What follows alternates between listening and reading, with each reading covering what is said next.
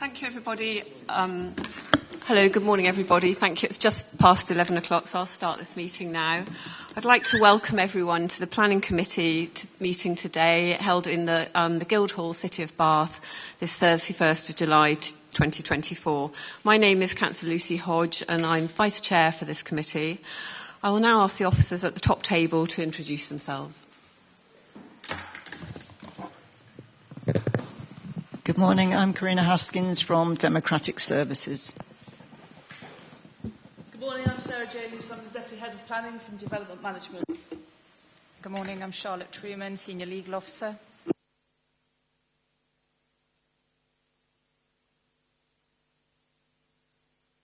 Thank you. Please could I remind everyone to switch off their phones and other devices to silent during the meeting. This meeting is being filmed and the recording will be available on the Council's website. Please could anyone speaking that does not wish to be filmed, they should make themselves known to the camera operator before they speak. I now ask the Democratic Services Officer to read out the emergency evacuation procedure. Thank you. If the continuous alarm sounds, you must evacuate the building by one of the designated exits and proceed to the named assembly point. The designated exits are signposted. And from this room, you use the main door and then the main exit of the building.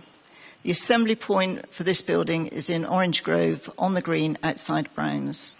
Thank you.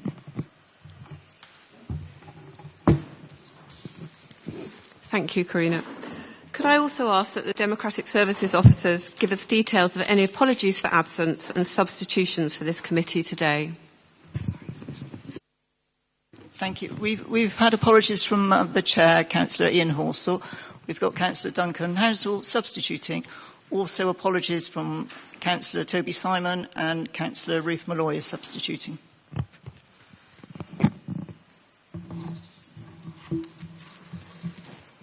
Thank you very much. We now come to the declarations of interest. I haven't been made aware of any declarations in advance, but could panel members indicate if they have any declarations of interest to declare? Okay, thank you very much, everybody. This isn't a declaration of interest, but I would like it to be noted that I'm a ward councillor for the first item of the agenda and referred this application to committee due to the wider interest so that it could be discussed in the public domain. As always, if something crops up during the meeting, do let us know. So moving on to urgent business, is there any urgent business agreed by the Chair? No. So we're not aware of any urgent business. The Democratic Services Officer will now inform you of the public speaking procedure. Thank you. So, speakers will be called to speak immediately after the case officer has made their presentation about the application. The order of speakers and the time allowed for speaking will be followed. So in the case of the first application, the Chair has agreed to extend the speaking time. So objectors will get 5 minutes, and we have 5 speakers. And the supporters will also get 5 minutes on that application. For other applications, it will be 3 minutes for supporters and 3 minutes for objectors. The objectors will speak first, and so for the first application will be allowed 5 minutes, 3 minutes for the other applications, supporters of the application next, and if there's any ward councillors not on the committee who have indicated they wish to speak about an application, they may do so for a maximum of 5 minutes. And the speeches will be timed by the traffic light system, you can see on the table next to me. At the start, the light will be green and will turn to amber when there is 1 minute of speaking time remaining. When the light turns red, speakers should immediately conclude their remarks.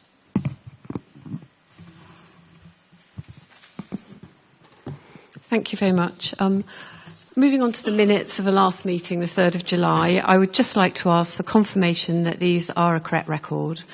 I do have one point to add, though, actually, in relation to the minutes myself. I noted at the end of the 3rd of July meeting, in any other business, I made a request that we consider a site visit to a paddle court in advance of any further applications. I'm not sure that that was noted in the minutes. If we could possibly add it. Thank you. Does anyone else have any further comments on the minutes? No, I'd just like to invite someone to confirm and second the minutes as an accurate record with this point added. So thank you. I'll take that from Councillor Crossley and Councillor Warren seconding. Thank you very much. So site visit applications. We don't have any site applications arising from site visits for consideration this morning. So we now move on to the main part of the meeting where we have 3 applications to discuss. So the first application is the Lansdowne Lawn Tennis and Squash Rackets Club, Northfield, Lansdowne, Bath. This is the second application we will be considering for development of a paddle tennis court in the city in recent months. This is a new sport which has become increasingly popular. I'm sure there'll be much to discuss and invite the officer Izzy Dayon to carry out her presentation. Thank you, Chair. So as Councillor Hodge confirmed, this application is for the replacement of an existing tennis court with 2 paddle tennis courts, a mini juniors tennis court, extending the terrace to the clubhouse, replacement lighting and associated works. And the site is the Lansdowne Lawn Tennis and Squash Rackets Club in Lansdowne. Just a verbal update. Officers are aware that several videos have been sent to the committee members. These videos show the general comings and goings to and from the site, as well as car parking on Northfields. These were sent to the planning officer during the course of the application. Further videos have been submitted of a game between 2 players, one using a paddle racket and one using a tennis racket. Officers have reviewed these videos, which do not change the outcome of the acoustic report, nor alter the recommendation put forward of permission subject to conditions. So moving to the site location plan for the site, the blue line on this image here encompasses the whole tennis and squash club site, and then the red line is the area that is subject to the planning application. We then have an aerial image for some context. I know most of the committee went on a site visit to the site, but I think this view is quite useful. So this is Centre Court. This is where the proposed paddle tennis courts would be sited. Then this is the existing car park. And then Northfields is this road here that runs into the car park. And then the rest of the site with the tennis courts and croquet lawn and the clubhouse just here. So I'm going to start with some site photos for those of you who weren't on the site visit. So this is the entrance of the car park, which is barrier controlled. And then this is a view across the car park towards where the proposed paddle tennis courts will be. So just here is Centre Court behind the line of cars. And then moving a little bit closer into the sites, this is a bit of a closer view of where the proposed paddle tennis courts will be. So this is Centre Court, the one just here, the green one. And then again, just from a slightly different angle. And this is the existing clubhouse. So the terrace is proposed to be extended slightly over these kind of shallow steps that are as existing. And there are some alterations proposed to the ramp which runs along the side of these steps. Then I've got a few more views of Centre Court and the wider site. This here is the boundary with the property known as Innisfree. The vegetation is on the boundary. And then these are 2 photos taken from the cottage. This one here is from the terrace and quite helpfully shows the relationship between the existing site and this dwelling, which is, I'll show it to you on a site plan on the next image. So this here is the cottage. So the terrace view is taken sort of looking in that direction. So moving to these plans, on the left we've got the existing site plan which shows the whole site. So Centre Court is just here, next to the car park with the clubhouse to the north. And then this is an extract from the site plan, so I've just zoomed in a bit closer so we can see the actual development. So Centre Court is proposed to be removed, and 2 paddle tennis courts are proposed at the sort of southern end of the existing Centre Court, and then a mini junior tennis court just here. You'll note that the paddle tennis courts are orientated east-west, so this pushes the courts slightly further into the car park, necessitating the removal of 2 spaces, and then they're proposed just here. I believe actually, just whilst I'm on this slide, there were some questions asked at the site or in briefing, I'm unsure which, about the distances from different properties. So I've measured the distance from the edge of the paddle tennis court boundary, so the fencing to the edge of the boundary with Innisfree, and that's around 3.5 metres. And then I've done the same for the cottage as well. So roughly about here to this boundary here is around 8.5 metres. So just an image to show the existing arrangement on the site. So centre court can be used as mini tennis courts. So these are shown in red that you could accommodate 4 mini tennis courts on centre court as existing. And then this is the proposed site plan, again, a little bit closer up. So you've got the proposed mini tennis court to the north and the paddle tennis courts to the south. You can see it a little bit better on this plan, but just along here and at the bottom here are the proposed glazed acoustic screens that are referenced in the report and the noise impact assessment.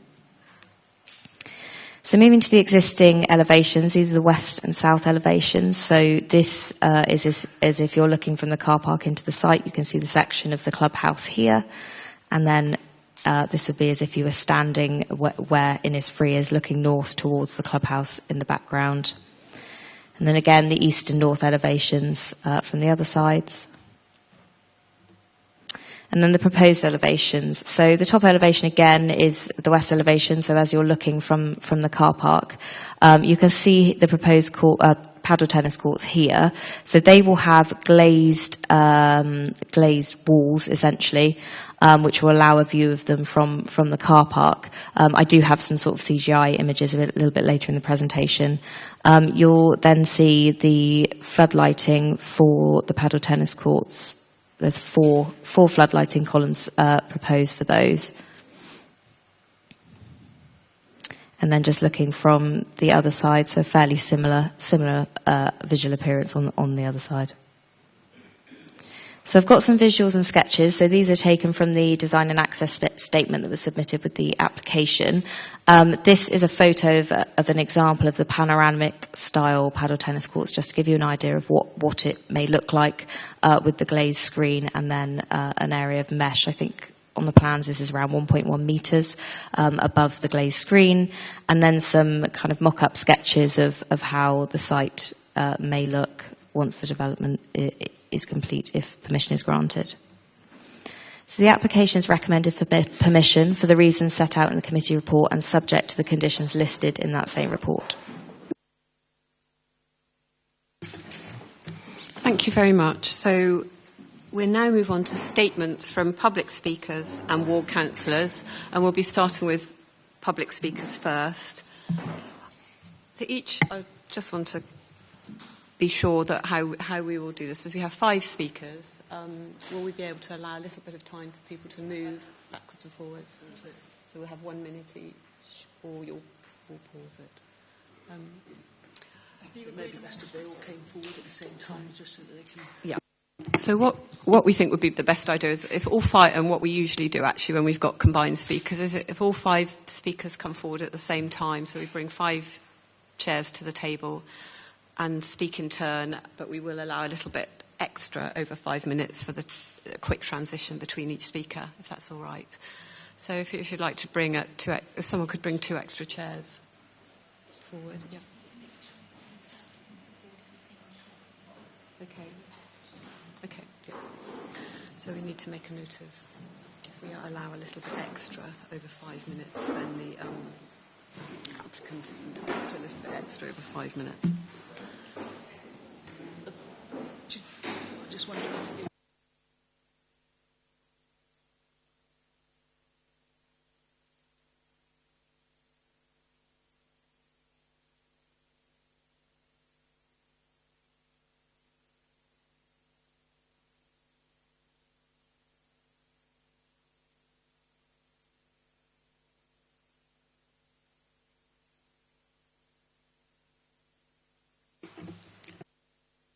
We haven't done it like this before with quite such a number of speakers, but wanted to accommodate this. But our timer is set for an overall time.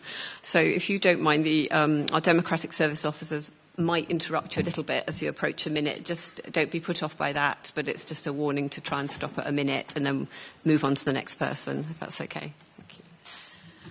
So when you're ready, if the first speaker could start, thank you.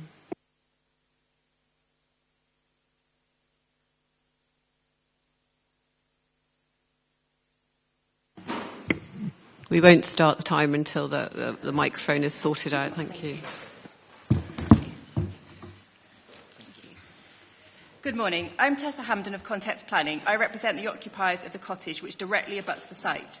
Paddle tennis generates a much greater level of noise and disturbance than tennis due to the hard bats and pressurised balls which constantly rebound against the court walls.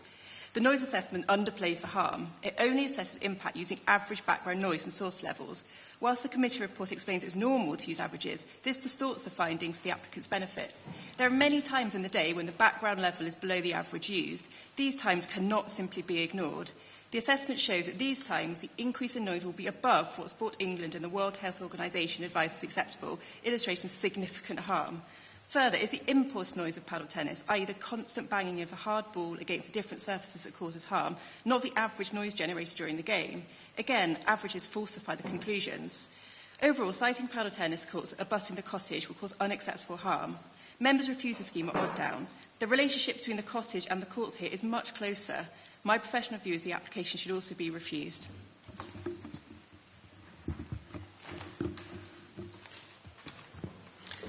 Good morning, I'm John Baxter. I speak based on the impact of our home and neighbourhood. When we moved here in 2006, the application site was a quiet croquet lawn. Wanton desire support for paddle tennis does not mean that the site is appropriate. The residential amenity and the good functioning of the area is at risk. There will be disruption and negative impacts upon health, outlook, privacy, noise, and the right of a peaceful life if this application is passed. The application and case officer's official response is divorced of pragmatic consideration. It is theory-based on a conflicted bias NIA, ignoring lessons that should be learnt from Holland and Enfield. If passed, you will be repeating costly mistakes, failing to learn lessons through swayed theoretical positioning that is not factual. This will increase disharmony and animosity between local residents, the club and Baines, resulting in an expensive fallout and no winners. Surely this is not what good planning decisions are about. For the sake of community and its residents, we urge the Council to reject the application. Good morning, Chair, members of the committee. I'm Julian Lewis. I'm a neighbour of the club on Northfields Close. Thank you for taking the time to hear our community's widespread objections to this proposal. We ask that you reject it, having already refused Odd Down Sports' proposal for paddle courts in June. There were two grounds for that refusal: noise pollution and adverse impact on the conservation area. These factors are even more relevant in Lansdowne. Neighbouring properties are closer there. Also, the club is inside the conservation area, not just adjacent to it. In Odd Down, the committee concluded that there was too great a potential noise impact on neighbouring properties, contrary to the Baines placemaking plan. It also judged that the scheme was out of keeping with the character of the conservation area and concluded that its harm to heritage assets outweighed its public benefits. If this is right for a public facility like Odd Down that anyone can use, the benefits at Lansdowne, an exclusive private members club, must be even less. Given all this, please reject this proposal. Good morning, Jerry Hudson, affected resident. The accepted academic peer-reviewed definition of background noise is defined as a sound that is unwanted, unpleasant or harmful to health. Peer-reviewed studies evidence the linkage between unwanted noise as detrimental to mental health. Citations are available. It's a private members club. It will not address widening participation. There is no social return on investment. There has been no independent sound report commissioned for this proposal. Thank you to panel members who've asked to visit paddle courts to experience the noise themselves, but note this has not taken place. I request the decision at least be deferred until an independent sound report is commissioned by residents, or that decision makers hear and formally assess the noise levels firsthand. In the absence of this, the panel is taking too risky a decision. Without credible information that unequivocally reassures that noise levels will not be unpleasant, harmful to mental health, and a peaceful environment for residents after work, I ask the panel to either reject or defer. Thank you.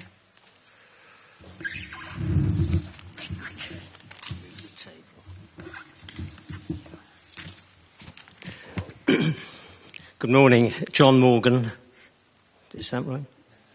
Yeah. I speak for the club members who say that paddle should not replace this children's training court. Noise is the Achilles heel of paddle. In Enfield, in London, planning permission was granted only for noise enforcement to shut it all down. You'll be familiar with the old adage, lies, damn lies, and statistics. A methodology here, written for football and rugby noise, has been employed. Without informed guidance, such tenuous sources are used by consultants and accepted sometimes by planning officers to obtain compliance. But while an average statistic for background noise is appropriate, averaging peak impulse noise is utter nonsense. What you actually hear is gunfire-like noise, perhaps 16 times background. This, councillors, is the actuality. Please recognise peak impulse paddle noise, as Dutch and UK councils are now doing. Thank you.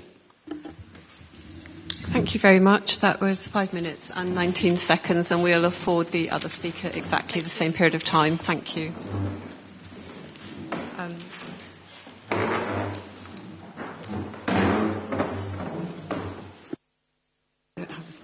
Could I invite our second speaker, our speaker for the application, please? I don't have the names in front of me, actually. Yes, coming forward. Okay.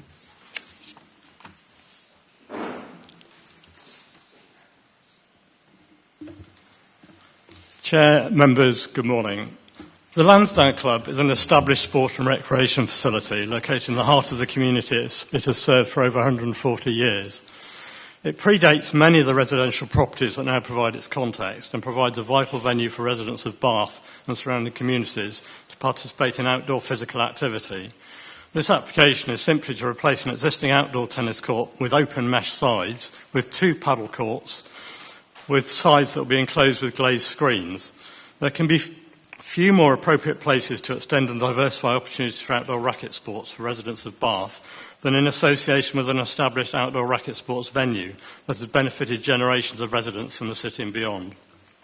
Let's be clear, it's only the physical works to alter the court, the requirements for paddle tennis that require planning permission.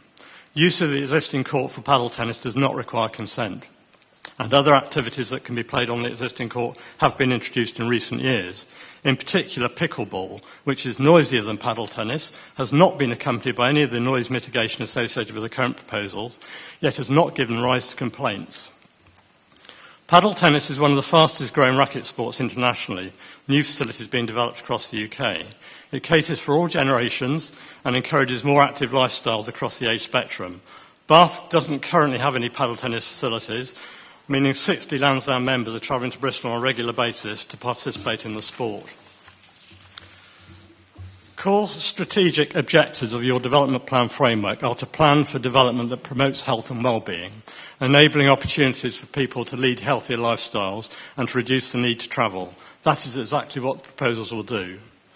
Whilst those who now live in close proximity to this long-established club understandably have some trepidation regarding the impact of adding a new dimension to outdoor racket sports on the site, the applicants have diligently assessed those impacts and provided robust and conclusive evidence that they need have no concerns, particularly in relation to noise, which appears to be the foremost issue.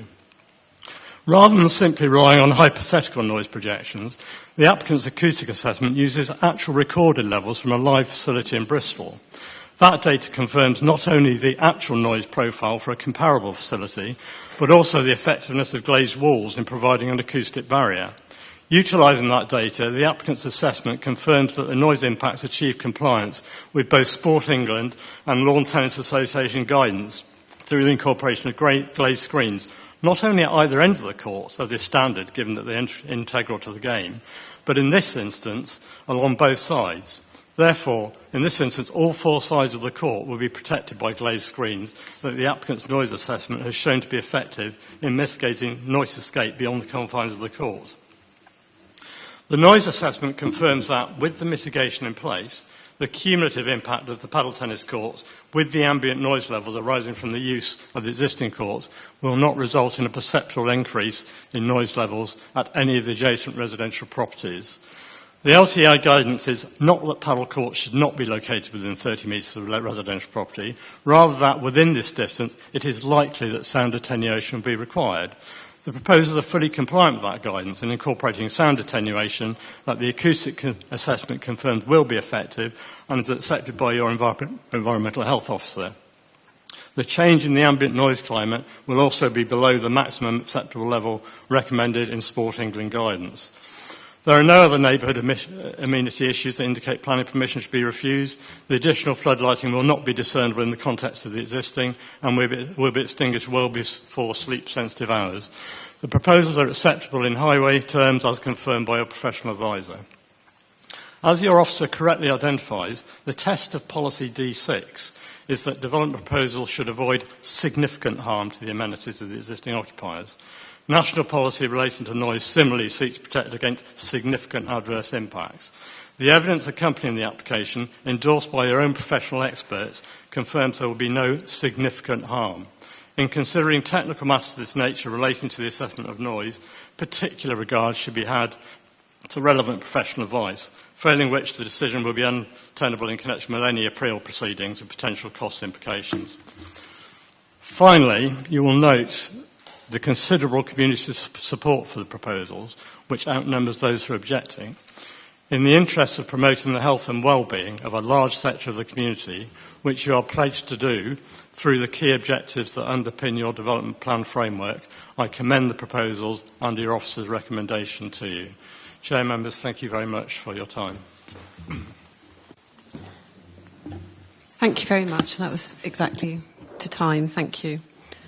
So moving on, I'd now like to move on to questions to the officer. And we have a statement from the ward councillor, who fortunately is not available today, but has submitted a written statement, which our Democratic Services officer will read out for us. Thank you.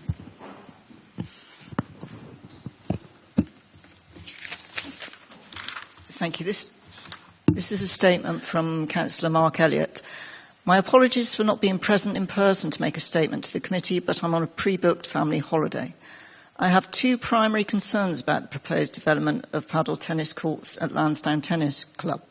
One, paddle tennis is widely reported as being a noisier game than regular tennis, with the ball-to-racket noise being higher than tennis, with a higher cadence of shots and rebound noise from the walls. The club obviously acknowledges this concern with the inclusion of an acoustic report submitted as part of the application. The later version of this report is an improvement, but I believe it doesn't address the cumulative effect of the paddle courts on top of the existing ambient noise levels. As the officer acknowledges in the report, the existing ambient noise levels vary a great deal during the day, and at peak times they are already quite high. I am concerned that adding the paddle tennis noise to that peak ambient noise will have a detrimental effect on the residential amenity of the surrounding properties. 2, traffic and parking. Paddle is likely to be popular, so I expect the courts to be well used, which means an additional 8 players. The site currently has parking for 45 cars. There is nothing in the plans to encourage people to use other forms of transport to get to the club. The officer report refers to the site as a highly sustainable location and asserts that it is unlikely that all those using the new courts would travel by vehicle. It seems overly optimistic to me. The existing car park is often full. I can't see anything in the application to encourage modal shift in members of the club. There is no data presented on the current modes of transport used by members, and I suspect it's heavily weighted towards travel by car. Whilst it is true that parking on Northfields itself is controlled by specific restrictions, other surrounding roads, Shawan Road, directly opposite, for example, are not similarly restricted. I'm concerned about the additional pressure on parking on those surrounding roads. I urge the committee to carefully consider the impact of both these points on the neighbourhood surrounding the club. That's a statement from Councillor Mark Elliott.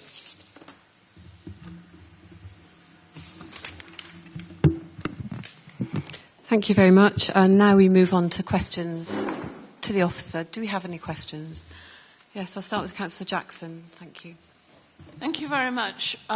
We had a measurement from the far end of where the paddle court was going to be, but I wondered, I'm afraid I can't remember, what the measurement would be from the nearest point to Orchard Cottage and that magnificent garden there. So, excuse me. So I've measured the distance from the paddle tennis court boundary to the boundary of Innisfree. So this measurement here, sorry, it's quite difficult to see on the screen, but there is a little cursor there, and that's around 3.5 metres. The distance from the edge, the boundary of the court, to the wall, the closest wall of this property, is about 5.5 metres. I've measured that distance. I've then also measured the distance from roughly around here, the edge of this paddle tennis court, to the wall of the boundary with the cottage. That distance is around 8.5 metres. And then again, the edge of this to the wall of the cottage itself, and that's around 26 metres. I don't have the measurement across the car park to Orchard Lodge just here, but I've included those measurements. I don't have any others on me at this time. Thank you very much. Could I ask another question? Paddle tennis, we know, is very popular. And last night I had a conversation with my sister who plays it regularly, and she was wondering what sort of income was going to be generated by these two courts and its significance for the finances of the club. I've just calculated that on her court in Headingley and Leeds, they're making £764 a day from their paddle courts. So I just wondered if we had a figure and if we knew, or if it had been stated anywhere, what the membership gain was likely to be with this highly popular aspect of the court of tennis. So I don't have that information on me. It hasn't been submitted. I haven't asked for it. To my mind, it's not a material planning consideration to consider the financials of the club in the respect to the paddle tennis. Yeah, just to supplement that response from Izzy, the club hasn't put forward a viability argument with regards to this particular court, so it's not being taken into consideration. You can just consider the application as before you on its merits. Something I thought I overheard on the site visit about the financial degree aspect of it, but yeah, I'm sorry, I thought it was somewhere in one of the documents. Thank you, Councillor Jackson. I'll take Councillor Hughes, then Councillor Gawley, and then Councillor Hansel after that.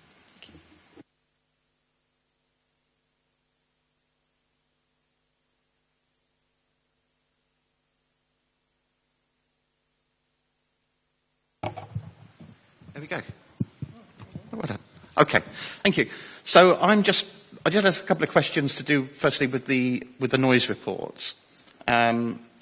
The first thing is I can't see in the noise report where it makes any distinction between sort of continuous and intermittent noises and impulsive noises. Obviously, the issue we're dealing here is more impulsive. My concern, obviously, is that we're concentrating too much on the volume levels rather than the type of noise we're dealing with here. Even a dripping tap can be an irritation, regardless of its volume. So, is there have I missed something in the noise report here?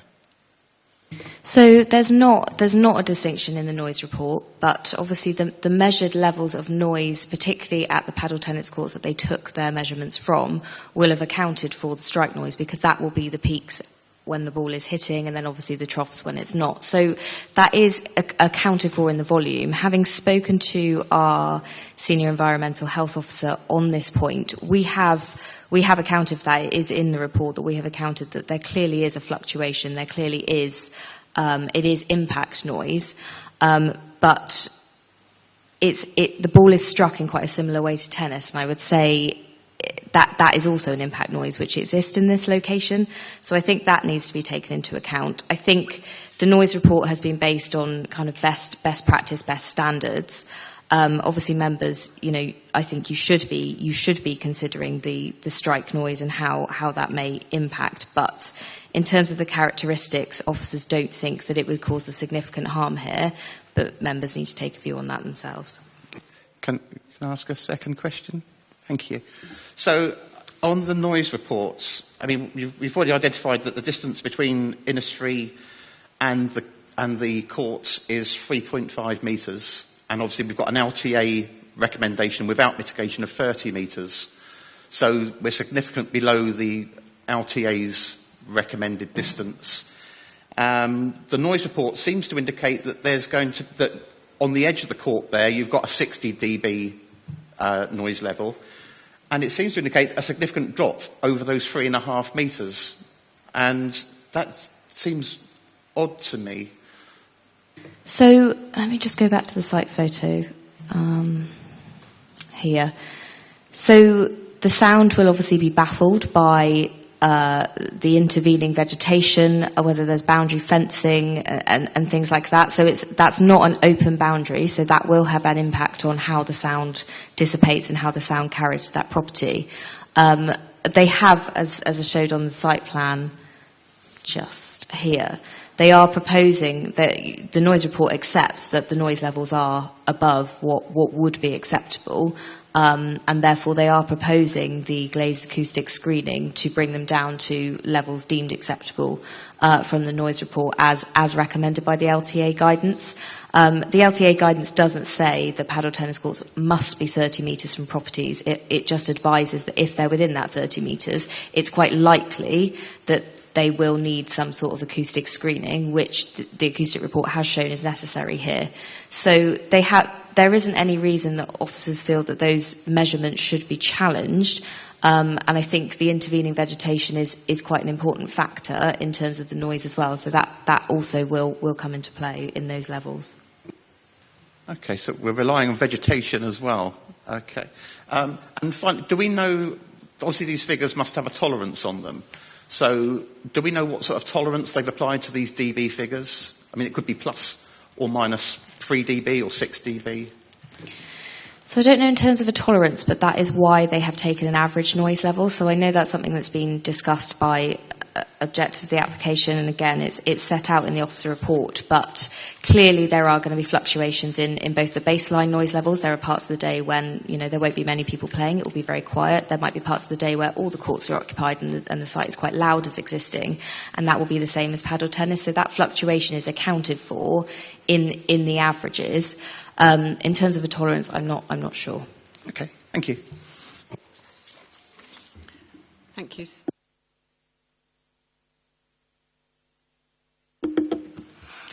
I have a couple of questions, if that's okay. One of the concerns that was raised by Councillor Elliott is the issue of the car park and parking and crowding. And we heard that 60 members currently go to Bristol, which means there'll be 60 members not going to Bristol if this was given the approval. I'm wondering, as has happened in other instances, whether the club could be required to produce a transport plan to encourage members to use other forms of approach. I mean, there are buses, there are tier scooters and so on, so that at least that irritation to the locals could be mitigated. Just from a highway perspective, any recommendation for a travel plan would have to be fully justified, and given that the extent of the impact was not considered to be significant from a highways authority point of view, then we couldn't require that the applicant provide the travel plan. I would also go on to say that the club is located within Bath. It's located not very far from one of the main bus routes leading into the city centre, and there's no reason why members couldn't use bus services, cycle to the club, or walk if needs be. And I wouldn't say a travel plan would probably have any significant impact onto those existing patterns now. Another question. Another question then. We saw when we gave permission for houses in Keynsham, I think this was the Aquis houses in Keynsham, that required a acoustic survey after they were built to ensure that the levels were appropriate. I was wondering whether, if this was to be given permission, whether that could be a condition that we have a visit afterwards to ensure that the noise levels are as expected. I think you could add a condition which was to do with noise, noise monitoring, but I think it would be important to think about what the consequence would be if those noise levels were, for whatever reason, over and above what was expected. So I think it would be quite unreasonable to put on a condition that then essentially just required the facility to shut down. This isn't a temporary permission that's being proposed. It is a permanent planning permission. So I don't think that that would be the most effective way of controlling it. What I would say from discussions with environmental protection is that if they did receive noise complaints, they would go out and obviously review the situation, and clearly, if it was to cause a nuisance, and examples have been used in other local authorities, they would consider appropriate action, whether that was shutting the facility down or requiring more acoustic screening or something like that. I don't think a condition would be the most reasonable way of achieving that, and there are other, other legislation, other routes that would control that after the development was there. Thank you. We'll move on to Councillor Hansel for a further question. Thank you. Councillor Gurley actually has touched on the 2 points I wanted to make. If I could just pursue the last one, and the case officer spoke about other ways of ensuring compliance over and above a condition to check compliance once the courts were operating. So what would those other ways be? So I'm not sure of the actual legislation, but I know that environmental protection do have powers to essentially go out and investigate if they receive high numbers of noise complaints, and then deal appropriately with that noise. As I say, whether that's shutting down the facility, requiring them to undertake more mitigation, they are, as far as I'm aware, able to do that under their powers. In terms of planning, I think, we have recommended a condition for the glazed screens to be installed. If they weren't installed, obviously that would be a matter of planning enforcement. But in terms of environmental protection, I don't know the exact legislation off the top of my head. Thank you. Councillor Collins. Thank you. I just want to make sure I've completely understood this noise point. So as I understand the officer's report, if we accepted the acoustic report before us as being best quality, we're in a position where the WHO say that to prevent serious annoyance to the majority of people, you should have a maximum of 55 decibels, and to prevent moderate annoyance to the majority of people, you should have a maximum of 50 decibels. As I understand it, it's accepted by the applicant that even with the added mitigation, there'll be an increase of 1 to 2 decibels, which, although it's below the Sport England guidance, takes the increase up to 52 to 53 decibels. So we are moving from somewhere that is already moderately annoying and accepted as such to getting very close to seriously annoying. And my question for the case officer is, A, have I understood that correctly? And B, does the Sport England guidance take into any account, when it talks about a 3 decibel increase, the fact that the WHO has that very crucial factor between 50 and 55 decibels, which may, particularly as here we're talking about theory, not practice, may really have an impact on people? Yeah, so I think you have interpreted that correctly. In terms of the Sport England guidance, I'm not sure what weight it gives to the WHO guidance off the top of my head. I don't have the pitch strategy, noise strategy in front of me.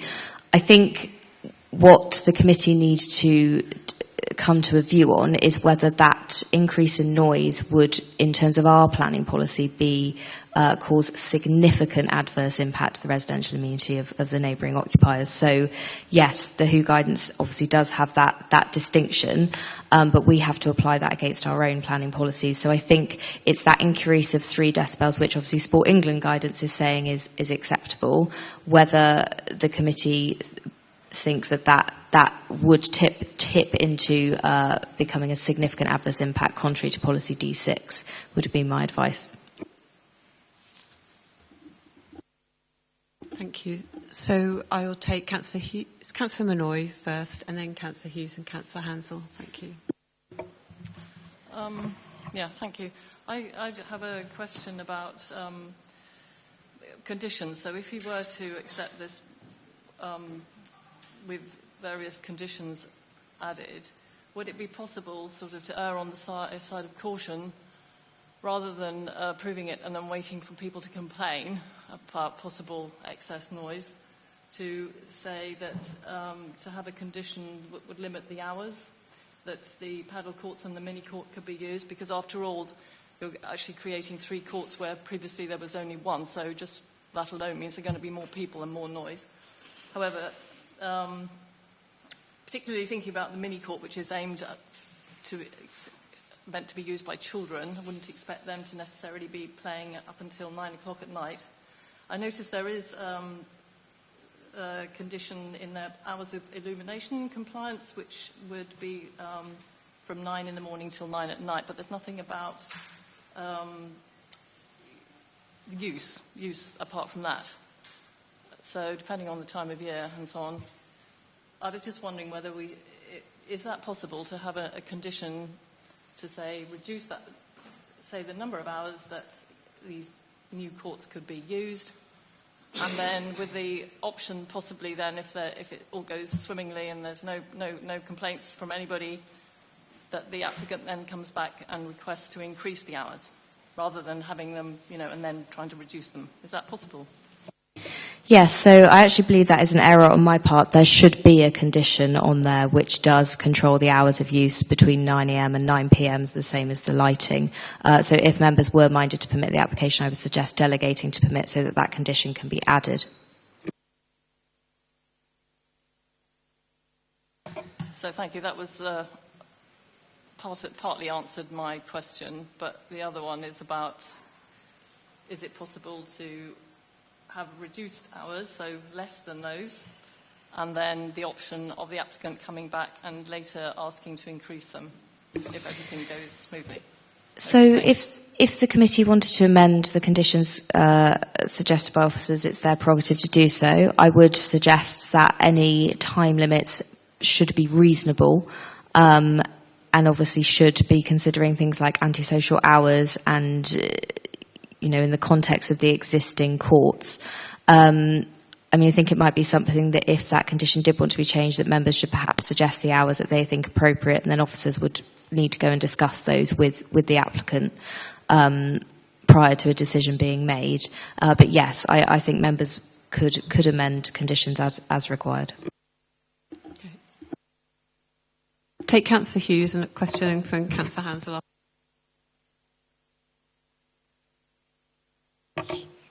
Okay, so I just wanted to understand more about the benefits. We heard in one of the statements that this benefits a large sector of the community. So I just want to understand what those benefits are versus the harm. Is it a paid membership only, or is there youth outreach programs? Is it reaching a wider group of young people? So officers haven't concluded that I think the speaker who spoke at the beginning was referring to heritage harm and putting in benefits to outweigh heritage harm. Officers haven't identified any heritage harm as a result of the development. However, the planning balance and conclusion section does obviously talk about that there will be some noise impacts from the development. I professionally don't think they will be significant for the reasons stated in the report, but I've listed benefits which are also material considerations. So there will be a diversification in sporting provision and obviously increasing facilities. My understanding is that the club, you have to be a member of the club, but if you were a member of the club, you would be able to play paddle. I don't know if it will be open to non-members. I know other facilities in Bristol and surrounding areas do have that option, but that's not really something which has been spoken about during this application, so I'm not sure. Even so, it is still of a benefit to members of the public, regardless of them being paid members of a tennis club. There's also a significant biodiversity net gain as well that officers have stated is a benefit. Okay, thank you, Councillor Hughes. Councillor Hansel? Thank you. I just need a little bit of help with the science. I understand that decibels are a unit on a logarithmic scale, not a linear scale. And the reason for that is the human ear apparently perceives sound in that way on a sort of logarithmic scale. So an increase of 3 decibels doesn't sound a lot, but actually in terms of loudness could be quite significant. So is there anything you could say that would help me understand what an increase of 3 decibels actually represents to the human ear? I can't give you an example of how that might sound in this committee, and I think all I can kind of go on is the noise report that's in front of you. So apologies, Councillor Hansel. Okay, thank you. Is there one more? Any more questions? Councillor? Sorry, I just want to point out that Yes. in the acoustic report, it specifies that 10 dB increase is perceived to be double by most people. But yes, you're right, it's not linear. 3 decibels is a significant increase. Okay, thank you very much, everybody. I have a couple of questions for the officer, just to finish up with.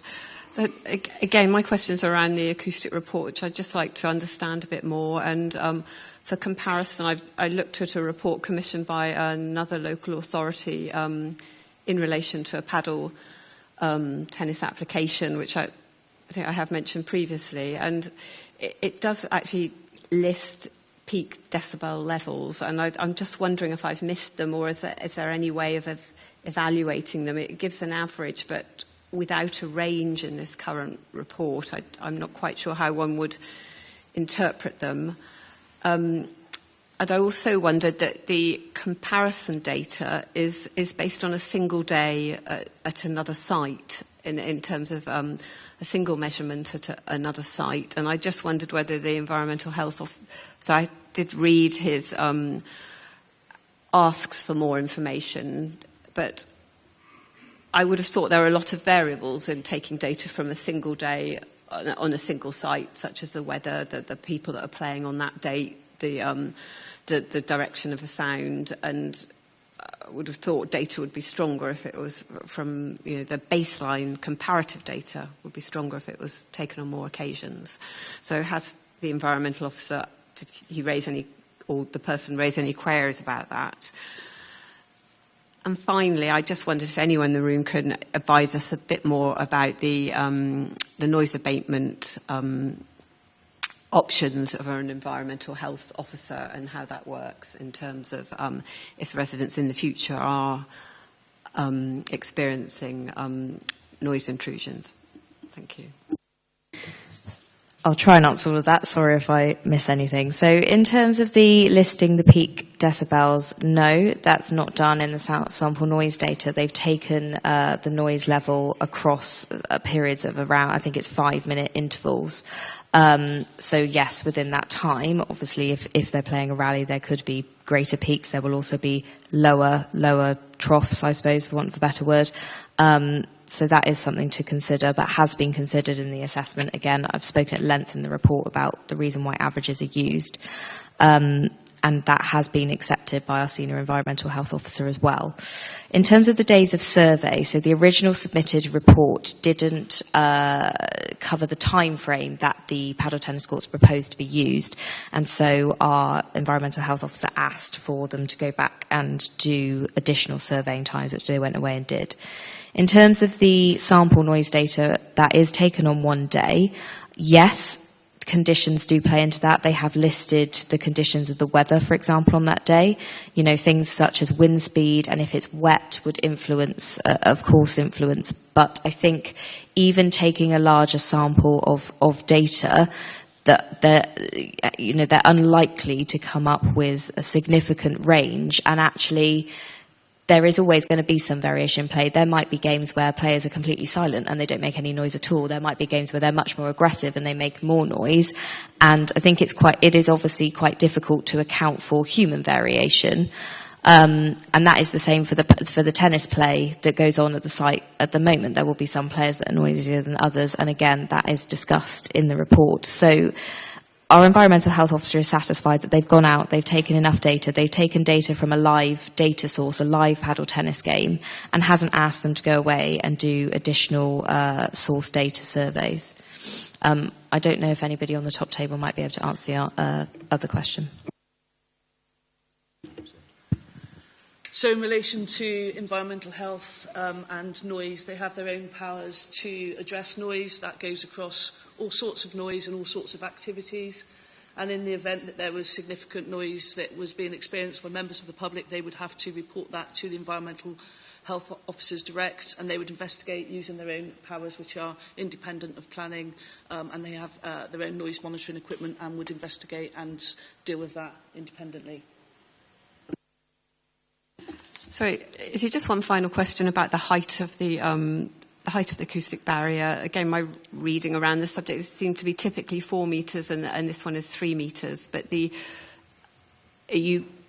the mitigation, how confident can we be about the calculation that this will? It seems to be modelling that this will mitigate the sound, the level of barrier that they have. From your experience, how does it compare to others, and the confidence that it will mitigate the levels that have been recorded that are not acceptable? Yeah, I mean, in my planning experience, I have seen acoustic fences of 3 metres. I've obviously seen ones much taller. It depends on the noise source and what they're trying to protect from. Obviously, in this case, the noise report puts forward the scientific data that this is the appropriate height. Officers, the environmental health officers don't have anything to challenge that, haven't suggested that more is required. So unless members of the committee thought that the data was flawed and had good planning reasons to suggest it was, then to my mind and my professional judgment would be that it should be accepted. I just want to add to that to say the report before you is a professional acoustic report. It should be taken on face value. The information within it should be assessed on face value. There will be some variables and there will be some modelling. I think that the report has been clear on the basis upon which that information has been compiled, and it is that you need to take into account when making your decision. Yeah, I'll take one more last question. Thank you. Well, it's just looking at the report again. So I mean, from not the officer's report, the other independent report. That does say it should be a minimum height of 3 metres. So could be, but that's not. Are we to assume that it will be 3 metres, or it might be more than 3 metres? It says it should be a minimum height of 3 metres. That's on page. I believe from memory it is proposed to be 3 metres. I mean, if members thought it should be taller, again, based on, I would say, objective noise measurements, then, we could potentially add a condition to ask for it to be taller. I think as well the visual impact would need to be assessed. To my mind, 3 metres is acceptable given the outcome of the noise assessment. I just need to come back on that with regard to the height. The height is as it is proposed in the application. So I think we need to be clear what that is. I mean, that height is what has been assessed my understanding is it is 3 metres. I don't know if the case officer is able to just clarify that, because we can't change the application by condition. Yeah, I do believe the height is 3 metres. Okay, thank you everybody. If that's it for questions, I think we'll move on to the debate. I'd just like to mention that as the application is in my ward, I'd like to mention this is located in the conservation area of Bath. It's a generally peaceful area. I've referred this matter to committee due to the level of concern raised by residents in the area and also the wideness of the importance to the city so that it can be debated in public. I'd just like to move on to the debate and would like to ask anyone who would like to start the debate. Thank you. Councillor Tim Warren. Yeah, happy to. Thank you, Chair. So this is an interesting one. I'll try to remove myself and just look at it in black and white. Now, at the moment, there's 10 or 12 tennis courts, 10 I believe. So you're not starting from an empty base. I will say I have played tennis a bit badly, played paddle tennis a bit as well, not quite as badly, but still quite badly.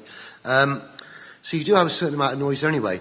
And I genuinely think that we have to take the acoustic report at face value for various reasons. I mean, applicants as well. If it's not face value, then they're going to be in trouble. The people that did the report, if it's not correct, they're in trouble.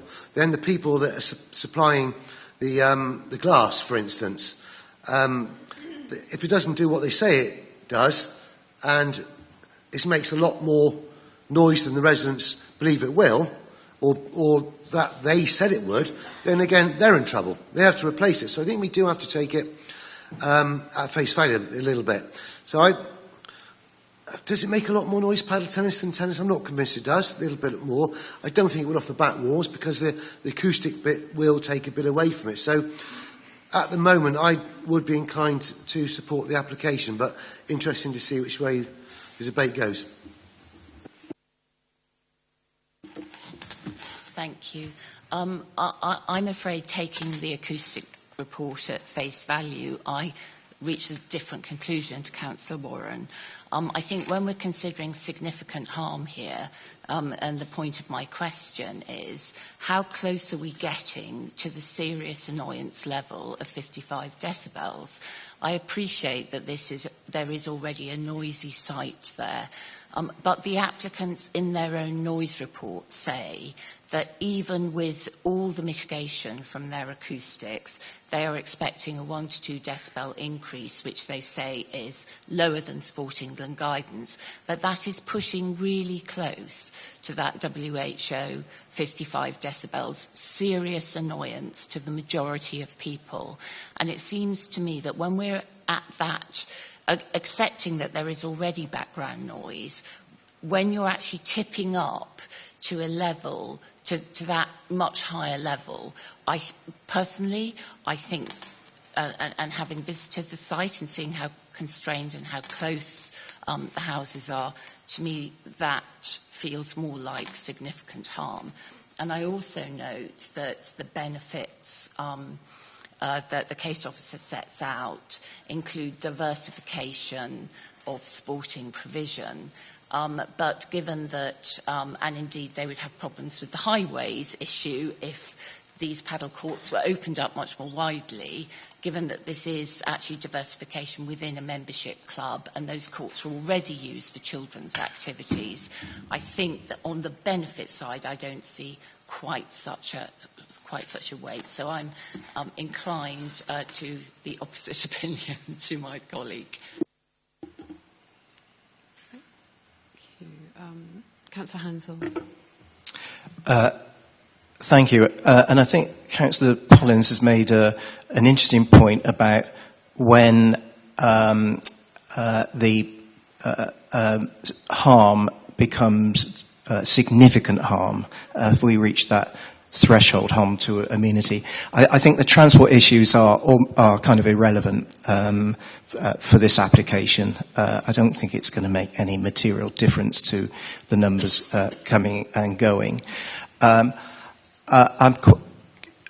like Councillor Warren. I'm at the moment minded to follow the officer recommendation, but I would feel more comfortable if we could include a condition where there needed to be a check post-implementation, maybe within 6 months or a suitable time, just to check that there is compliance with the noise levels that we wish to achieve. I'd like to see it tested in reality rather than in theory. So just to sum up, at the moment I'm minded to approve, but I would like there to be some way of monitoring this once these courts have been installed. Thank you, Councillor Hansel. I'll take Councillor McPhee next. Then I might have a question for the top table here, and then Councillor Hughes.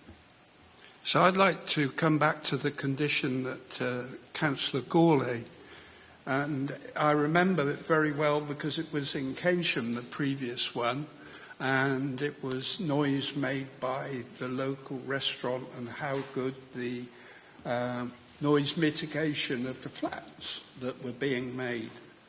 And it doesn't seem any different to me. I don't know why the officer won't go that way.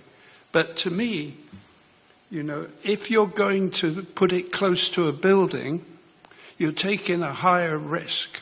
And if you can't go past the, can't go within the noise, then it's going to cost you money. So it seems to me we shouldn't wait for 6 months.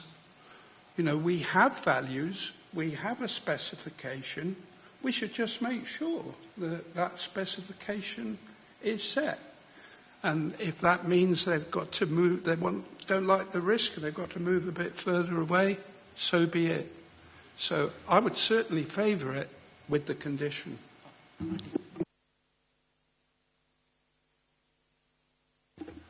I'd also like to ask about a pre-noise condition, whether we've seen it used previously and whether that is possible as an application.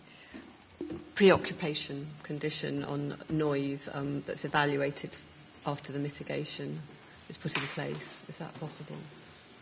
In terms of preoccupation, obviously the noise is monitored on the basis of the activities. So the activities would have to be taking place in order to monitor them. My advice would be against putting a monitoring condition on post permission if this were to be granted. The reasons for that is, as was alluded to earlier, what would that achieve?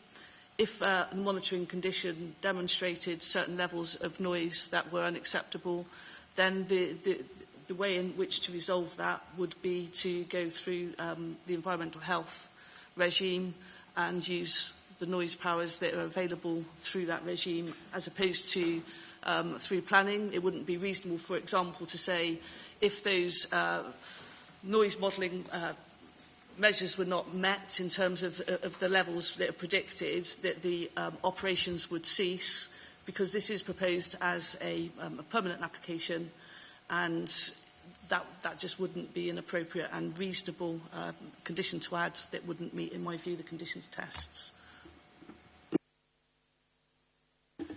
So I have Councillor Jackson, then Councillor Gourlay, then Councillor Hughes. Thank you, Chair. I think this is one of the most difficult applications I've ever chewed over. What concerns me is not so much the noise levels as they might be if they were static, I mean, kept at a particular level, loud or soft. And obviously they've considerably increased on croquet can be quite a savage game, actually, as played in a Cambridge college I've seen, but it's completely, we have a different level now, and we have a very erratic level. It's not like an aircraft taking off. And it's this, the fact that there will be continuous erratic noises throughout the day, and I must say I'm a little bit sceptical about whether people will stop playing at 9 o'clock or not, or what if they're halfway through a vital tie break. I wonder, I'm just asking myself, and I'm sure other members of the committee are, whether it's reasonable to not so much turn the volume up in the way that is proposed, but to introduce this element of a very erratic staccato type of noise suddenly punctuating your thoughts or whatever if you live close to the court. And I do think I am very concerned about the closeness. Thank you, Councillor Jackson. We'll move on to Councillor Gawley next. Okay. I've seen paddle tennis in action. It didn't strike me as being particularly more noisy than tennis because it was being played as tennis and it was in an open area. This is obviously going to be played by people who are expert because that's what the Lansdowne Tennis Club attracts, people who are very good at what they do. And I think there's going to be 60 odd people more coming to play each week, and I do think there's going to be the issue of traffic. So what with that and combined with the closeness to Innisfree in particular, I am concerned that this will tip over into Councillor Collins's definition of seriously annoying, and it's not for the benefit of the public, it's for the benefit for a membership club. So I am minded to go against what the officer has suggested because I just think it's adding to the noise in what is otherwise a very tranquil area. Councillor Gawley, can I ask, is that a motion or a discussion? Are you moving that point? Or is it a discussion point? Okay.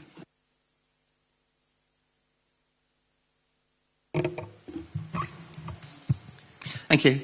Okay, so I've got some concerns. I mean, just to answer your question, Tim, on sound levels, according to the acoustic report here, at source, it's around about 80 decibels for paddle tennis. I think normal tennis is around about 50. So there's quite significant, at the source points, there's quite a significant difference between paddle tennis and tennis in noise levels. And as Councillor Hounsell pointed out, it's not linear. Sound intensity doubles roughly every 3 decibels. So it's a difficult one to get your head round, noise levels. My concern is that the noise report doesn't address the issue of impulse noise. So we're comparing ambient noise levels and consistent noise levels, but there's no part of the report that seems to address the issue of impulse, of that impact, that constant impacting noise. And that concerns me with this report. I'm also quite concerned that we're already discussing the issues of enforcement and bringing in environmental health.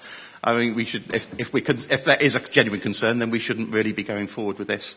And finally, I think, the issue of what the benefits are. It seems that it's a private members club that you need to pay to use. The wider benefits to the public or to the community, I don't know if they're that prevalent. So no, I really have quite significant concerns about this application.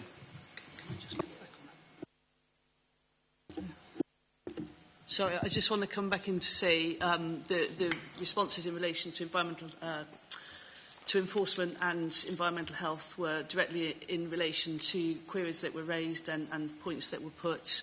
Officers have been very clear in as much as they have assessed the information before them and have come to a clear recommendation. There's no expectation that there will be a need for enforcement or environmental health officers to get involved at a later date. We have simply been explaining in relation to the points put what the options might be if things were to go in that direction at a later date. For example, if the times weren't adhered to, as with any application where there are times that are attached to an application, planning enforcement can't get involved in that because that would be a planning condition, and noise in relation to any other activity that might take place can be addressed through environmental health powers, but we're not suggesting or indicating that that would be necessary.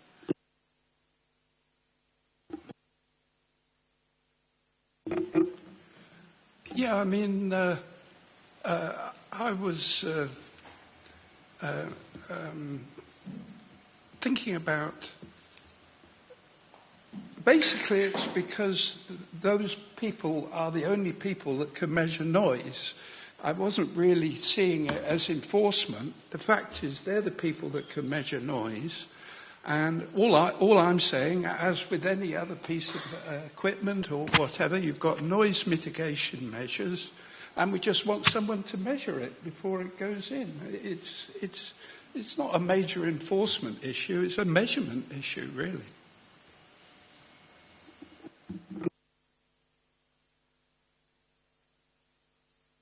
Next, yeah, thank you. Thank you very much. So I've been listening with interest to this debate, and the debate has largely been negative towards this proposal. I have a completely different view to the debate that's gone on so far. I think if we look at what's going on television at the moment with the Olympics, we see lots of people playing sport, and I think playing sport is by and large a universal good thing for human beings. If more people played sport, we'd be fitter, we'd be healthier, and we'd be happier. And I think, therefore, when we've got a club, and I think the issue about whether it's a private or a public club, open, is actually not relevant to this application. This is an application for paddle courts within a private club. So what? It's extending their membership, perhaps. That's fine. I've got no problem with that. And I think it's bringing more sport opportunities to more people, or giving the people who in that club the opportunity to try something different. So I've been listening to a lot. A lot of the antis have had a chance to move a recommendation. No one's moved any recommendation so far. And so we've got a pretty comprehensive report from the case officer covering in detail all the aspects, and in detail particularly the noise issue that local residents would have from this. As someone who lives on a hill, I can say the biggest noise problem I have is lorries going up and down the hill all the time, not someone playing games in their back garden, or in this case a club. So I would like to move the officer recommendation, if anyone would second me.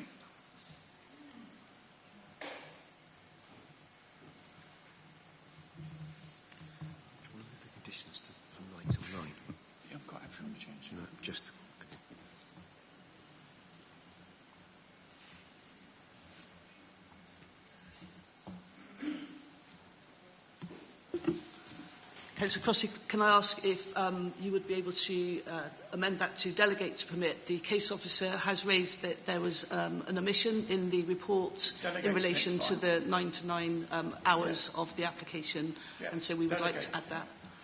Thank you.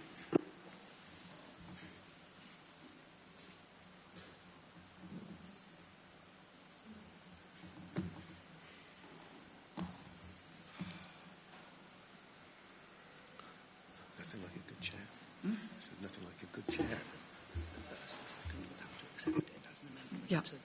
Okay, so do I have a seconder for that motion? Okay, Councillor Warren. Happy to second this. Again, I think what we have in front of us, it's our job as members to see what we have in front of us. Okay, it's not always black and white, but I think, I may be wrong, but I'm not sure how many acoustic experts there are around here, and we have acoustic experts that have made the report. So I actually think we have to believe what's in front of us, because I wouldn't know better enough not to. And again, if there is a problem, then someone will have to pay the price for it. So, and again, I think it's very positive. Fitter people live a better life on the whole, and this encourages that, so very happy to second. Okay.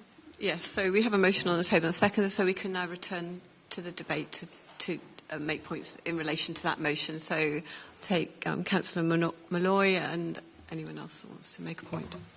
Yeah, okay, it was really just trying to understand the process. So if we say the motion is delegate to permit with special reference to this condition about the hours of use, are we then still in a position to suggest hours I'm just thinking in terms of, you know, also one of our corporate strategies is, you know, prevention is always better than looking ahead, basically, rather than waiting for things to go wrong and then sorting them out. So the answer to the question, is it possible for us to suggest hours or not?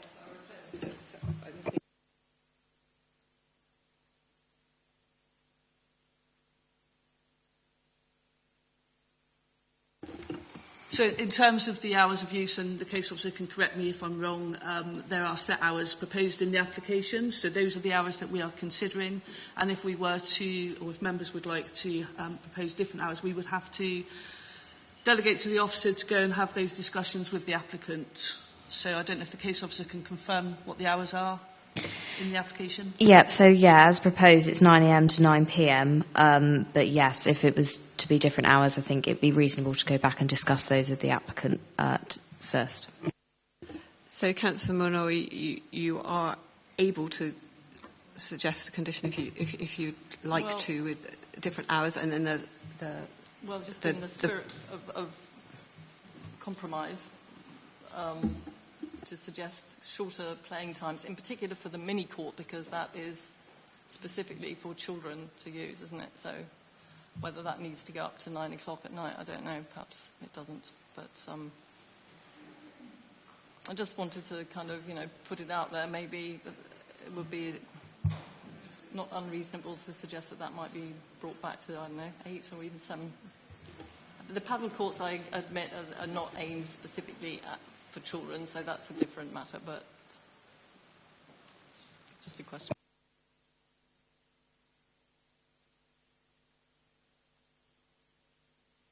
So we've got a motion on the table, and if you would like an amendment to that motion, could suggest it, but if not, we will vote on the motion that is before us. Councillor Hughes? Yeah, I mean, I think what Councillor Molloy is suggesting seems quite a sensible compromise to reduce the hours, certainly in the first instance, once the court is established and the noise levels can be justified and measured, then a further application could be put in to extend that. I think that's easier to support than the current application.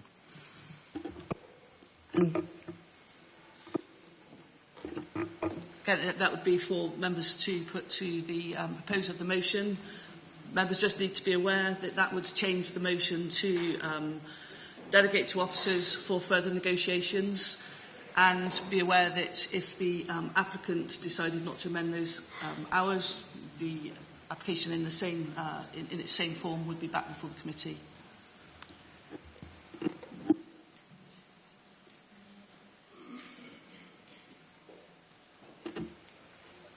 Yeah, if the councillor would like to suggest alternative hours to the proposer of the motion, that's for members to decide.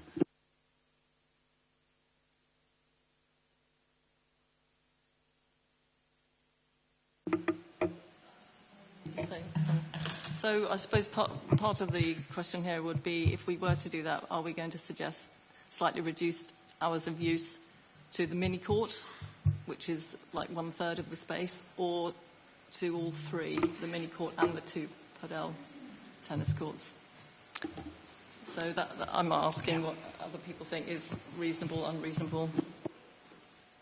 I'll take one more point from Councillor Gawley and then Councillor Crossley to respond to this motion. I've got a point, Lucy, Chair. Okay, Councillor Hansel. And then, yes, okay, so Councillor Gawley, Councillor Hansel, and then Councillor Crossley. I think the point about reducing the hours so that it doesn't disturb the neighbours in the evening, I think, is a good one. But I think the noise comes from the padel court rather than the mini court as such. So I think that if we were to be able to suggest that as an option for both of those to be reduced. I mean, obviously there's going to be tennis played later in the evening, but it's not as noisy as padel.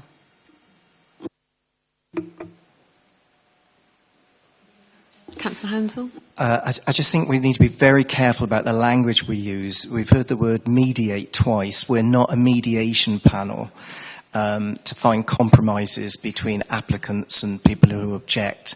We've got a application in front of us, and that's what we're dealing with.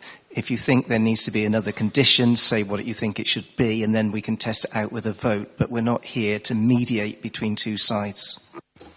Yes, thank you. Councillor House, that's a point well made.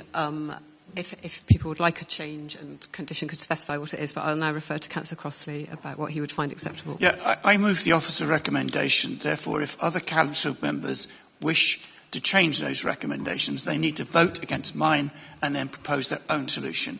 But I moved the officer recommendation. So we have a recommendation which is seconded as it stands.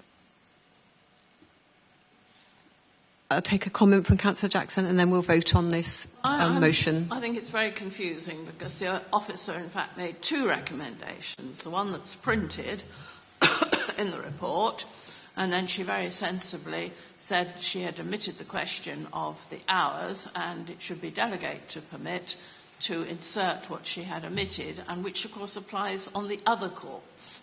So I really can't quite see how you can have two different sets of hourages for the courts. Either it's blanket across the lot or it's not. And blanket across the lot is the fact that, in my view, the residents will suffer a quite unacceptable degree of loss of amenity and loss of, well, they won't be able to put it bluntly, they won't be able to enjoy their garden. And this is unacceptable. The courts are far too near to the residents. So that's my blanket proposal, that you vote against this proposal. I think that's okay. Do you want to clarify what the hours are? Yeah, I think I'll just come back in and just clarify this position on noise. We have an application before us. There are noise hours of use put in by the applicant in relation to the application. Normally we would condition those. That condition isn't in the report, so we are advising that it should be added. And the motion before members at the moment is to accept the officer recommendation with the addition of those hours, and that is what members should be voting on. And the hours are 9 to 9. And the hours are 9 to 9. Case officer, confirm that. Yes, that's correct. The condition was drafted. It just didn't get put in the report. So to absolutely clarify, that 9 a.m. to 9 p.m. goes across all three, the 2 paddle tennis courts and the mini tennis court. It's the whole development. So to clarify, amendments discussed haven't been accepted. The motion is as Councillor Crossley first proposed.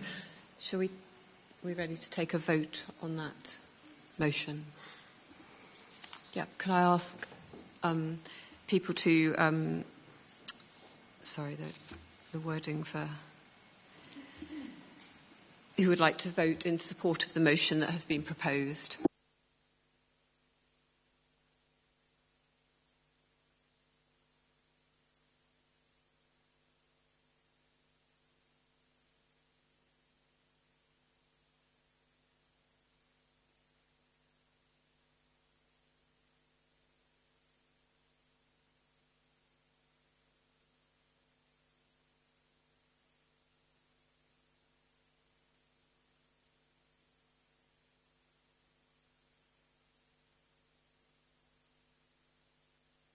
I'm sorry, that's my mistake, and we're now voting against. I'd like to see the votes against the motion that was proposed.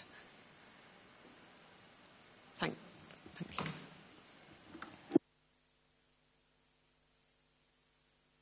Sorry, I'd like to ask whether there is anyone else would like to propose an alternative motion. Chair, it sounds to me as if the most sensible thing to do is to propose the exact. Is it not?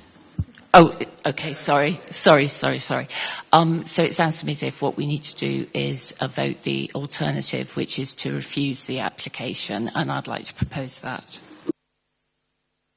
Okay, so we have the motion, and Anna Jackson has seconded. I wondered if you could confirm the reasons, the planning reasons for coming to a different decision and refusing this application. So my reason is that, taking into account the noise report as produced by the officers and the planning balance, in my view, there is likely to be significant harm based on all the information in front of us because of the high decibel rate that is accepted by the applicants as an increase. With those planning reasons for the motion you're putting? Because overall there's an unacceptable loss of residential amenity, not just from the noise, but also from the increased activity in the car park and the fact the court is simply too close to the residences.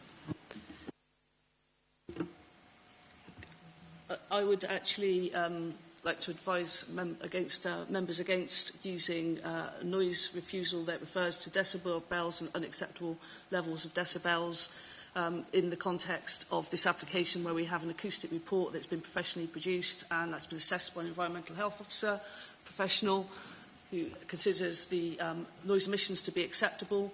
I would suggest, if members wish to propose refusal, that they steer towards the reasons given by Councillor Jackson. Sorry, thank you very much, because I think it's necessary to look at the experience of the residents in the round as a whole. And I think, we've mentioned the question of mental health. I think it would drive me batty, quite frankly, but that's not to be added to the resolution. Are we clear on the... Councillor Jackson, residential amenity? So my understanding is that the reasons given by members for refusing the application would relate to amenity reasons and the impact on residents as a consequence of the perception of noisy activities and both from the use and the comings and goings from the car park. Detrimental to the mental health of the residents. Okay.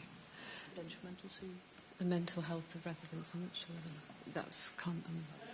I'm sorry.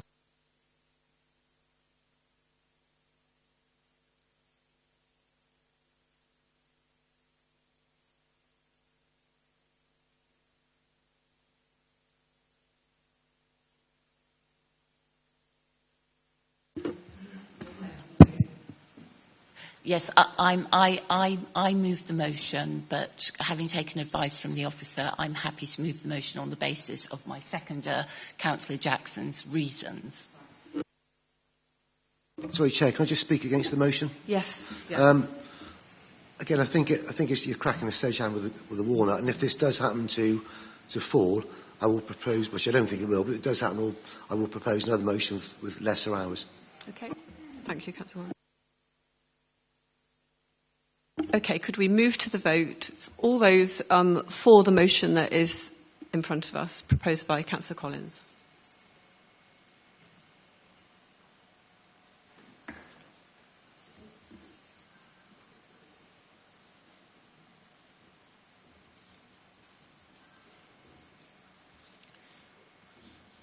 And could we have all those against that motion?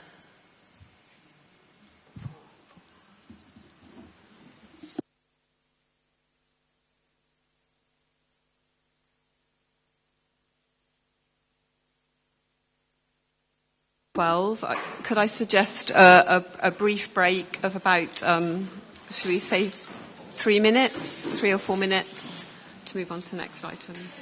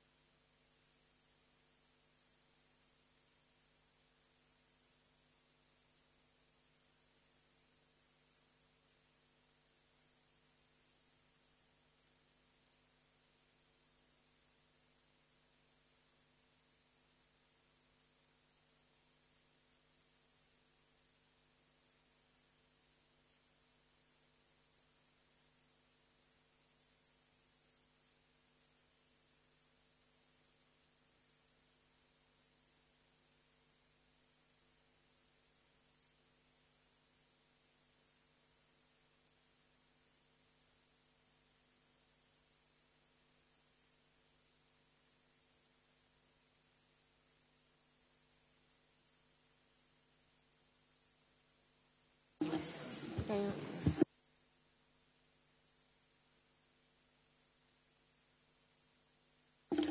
Hope we're ready to start, everybody, now, and we're going to continue straight through this afternoon. Thank you, if we can. So going to the second application on the agenda, Westwood to the Orchard, Pensford, Bristol. Could I invite the case officer, Christopher Martis, to present the report? Thank you. Thank you, Chair.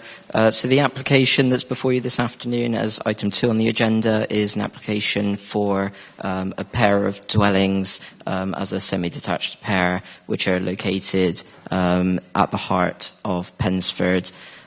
So the site location plan on the left there shows the infill boundary as well as the location of the site.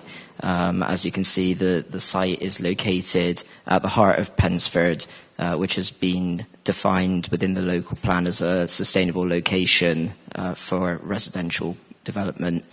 The image on the right-hand side of the screen there shows the proposed site plan and surrounding context.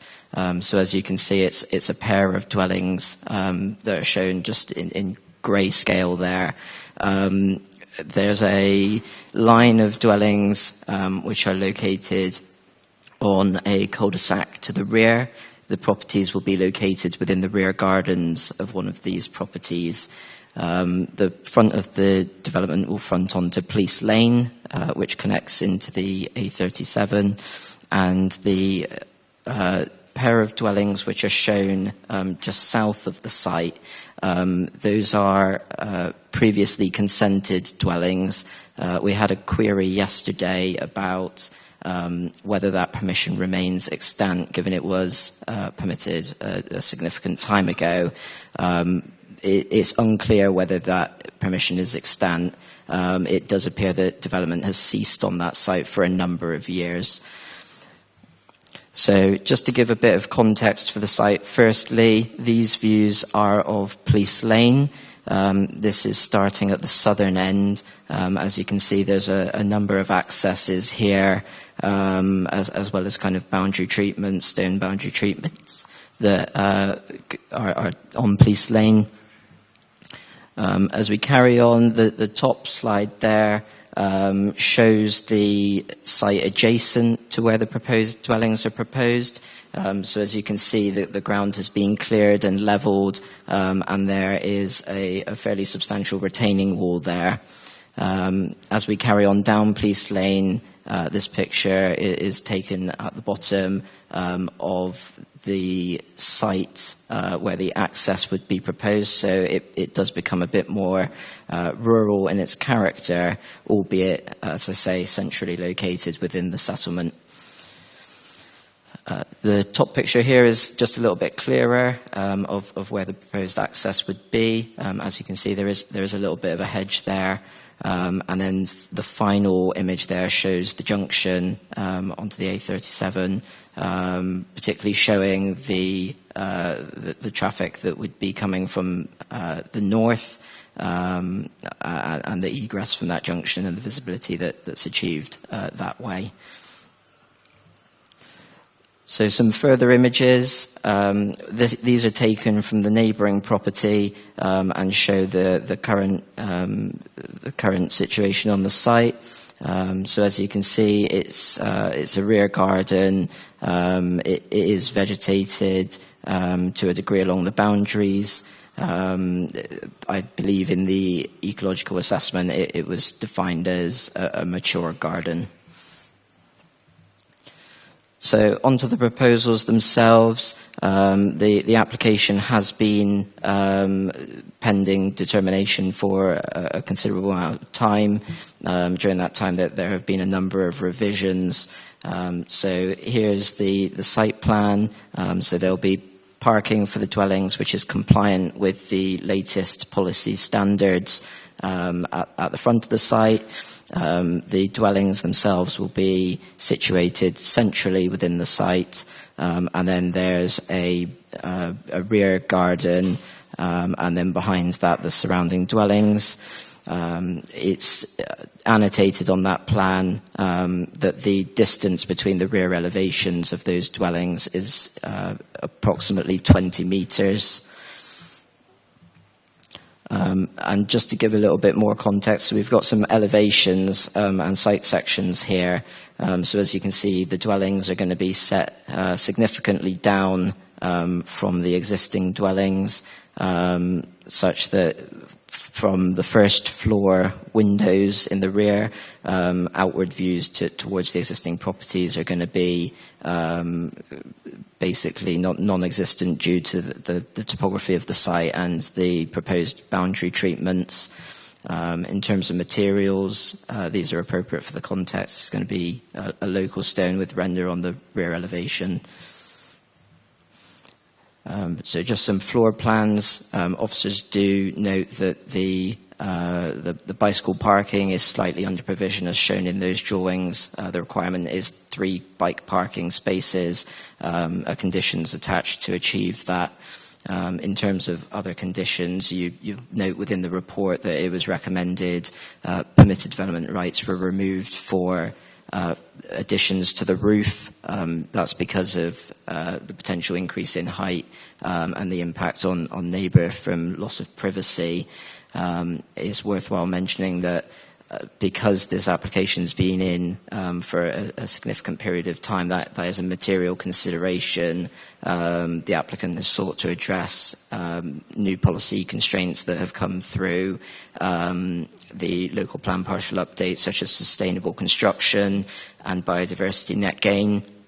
The development is policy compliant in terms of sustainable construction, and in terms of biodiversity net gain, it's been noted that there will be a need for off-site mitigation to address that point. Overall, it's felt that subject to conditions, the application is acceptable, and therefore the officer recommendation is to grant permission for the reasons set out in the committee report. Thank you very much. Could we now move on to speakers, please? And I have Matthew Carr, on behalf of Ryan Pullen, objecting to the application.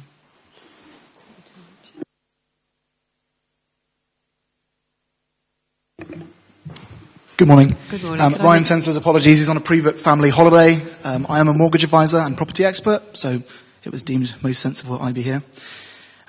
He wants to say, first of all, thank you to the Chair, Vice Chair and Councillors for the opportunity to speak in objection to this application. He directly neighbours, so that he's the immediate neighbour for the property when the planning is being proposed. As someone most impacted by this application, which has been live for 3 years, I am also representing the several objection comments made by local residents, including the Parish Council, which has expressed its view to refuse the application on multiple grounds, including overdevelopment on greenbelt land, road safety and local amenity impact. A quote from the report uploaded on the 18th of July states, the proposed dwellings as amended are designed and sited such that the proposal would not harm the amenities of any occupiers or adjacent occupiers through loss of light, overshadowing, overbearing impact, loss of privacy, noise, smell, traffic or other disturbance. I also refer to the previous application about enjoying your garden. However, if this is not the case, if it were, the application would straightforward and unlikely be concluded by the committee, and it's taken 3 years to get to this point. This application has a significant impact on local amenities, not only for me as the immediate neighbour, but also for several others who have objected. Plot overdevelopment on greenbelt land and dangerous direct access to the very busy A37 via narrow police lane, as raised by the parish, have been significant points of contention, as noted by both the Chair and Vice Chair. Specifically for me, the loss of privacy is a crucial issue. My family and I chose this location for the privacy that it offers, and the proposed development would completely erode these qualities. They currently look at trees, they'll then be looking at houses.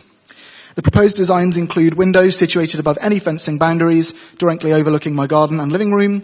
The forward elevated positioning of the new dwellings means that even with any proposed boundary treatments, the new occupants would have an unobstructed view into our private living areas, which is unacceptable. We moved to Pensford for privacy in a quiet cul-de-sac where Bain's tagline is improving people's lives. The local community and parish have all objected to its application, as the proposed development poses various impacts to many who live in the area and those travelling through Pensford as well. It contradicts clear GB2 policy. The definition of limited infilling is the filling of small gaps. That does not equate to further dwellings, semi-detached.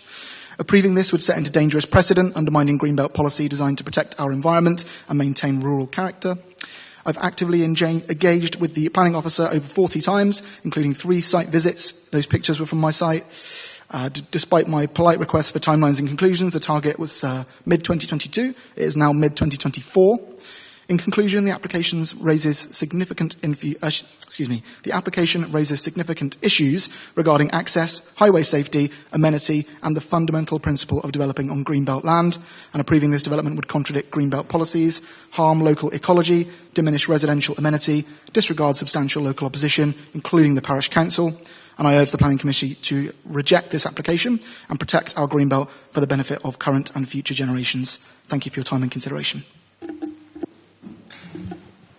Thank you very much. Could I now invite questions to the officer from councillors? Thank you. Thank you, Councillor Hansel. Thank you. Right, in that address, it spoke about there being unobstructed views into living areas. It talked about directly overlooking garden and some other points. Could you bring up the diagram again that showed the nearest property? Because what's being said and what I can see there seems to be at variance. Would you like to make any comment about the assertion of directly overlooking? Yes, so I concur with you that the representation is of differing view to what you appear to see in that picture. For absolute clarity, the dwelling that is shown in that image is number 2 westward, which is the dwelling within which this proposal is within its garden.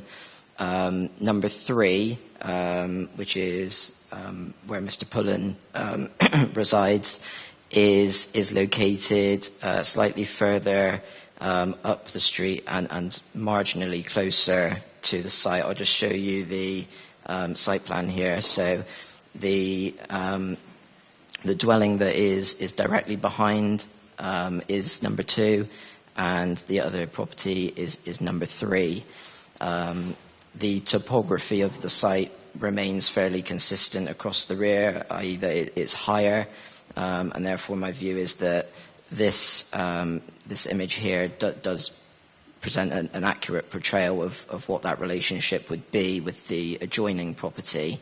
I think the rear and front elevations there, which are shown on the right, are also kind of important to note. You'll see that the land rises up to the side of the dwellings as well, and there's a boundary treatment which is shown on those plans on the right-hand side there. So the boundary treatment is basically at the height of the eaves along the side. The land does slope down towards Police Lane, such that the front of the site will be higher to natural ground level in relative terms, but it remains my view that the side windows which are shown in those side elevations would not be able to achieve views back towards the dwelling houses themselves, and it's very unlikely that they'd have overlooking of private areas of the neighbouring properties, gardens. Yeah. Thank you. Could you just show the diagram that showed the location sort of from above? Could you go back to just to get a sense of the relationship between dwellings? So on that diagram on the right, could you just point out the dwellings you've just been referring to, just to help us through? Yep, certainly. So it is faint on the screen there, but the 2 proposed dwellings are in grey and have a red outline around them. They're within the garden of number 2, which is circled with the blue outline, and is broadly kind of east of the site. And then the neighbouring property, which Mr. Pullen resides at, is the one whose garden is located north of the site. Can I ask another question, Chair? Can I ask another question? Yes, right. sorry. About highway safety, road safety. I can see several existing dwellings there which exit onto this lane. So can you confirm that Highways had no objection? Yep, sorry, it's Highway Officer speaking. Yeah, we had no objection to the scheme overall. There was a query regarding the visibility displays from the application site itself, but I believe that further information was submitted, and I'm sure the planning officer can confirm that. That's correct. A site location plan was shown with visibility displays, which demonstrated an acceptable visibility display. I think in terms of the context, it's a single track lane, traffic speeds are low, and this development would obviously be opening that kind of frontage up. So I'm satisfied that there isn't a highway safety issue. So Councillor Hughes, and then Councillor Gawley, and then Councillor Jackson. Thank you. So as we previously discussed, the biodiversity net gain is going to be off-site, which is always perhaps an alarm bell when we're talking about somewhere in the green belt, that you have to actually move the biodiversity off-site. Could you perhaps explain why that is? Yes, certainly. So in terms of this development, as I've already said, it was initially before the local planning authority, prior to the adoption of policies relating to biodiversity net gain. So it wasn't something that was expressly kind of considered initially on receipt of the application. Typically, where dwellings are proposed on infill or backland sites, particularly where they're gardens, because of the proportion of residential space which is used as gardens, and indeed for the kind of associated hard standing for parking and the dwelling itself, because the habitats can only be of a particular quality. For example, it's going to be a residential garden with grass, and it's going to be used by occupiers of that dwelling, so it wouldn't be appropriate to try and manage that piece of land as a wildflower meadow, for example.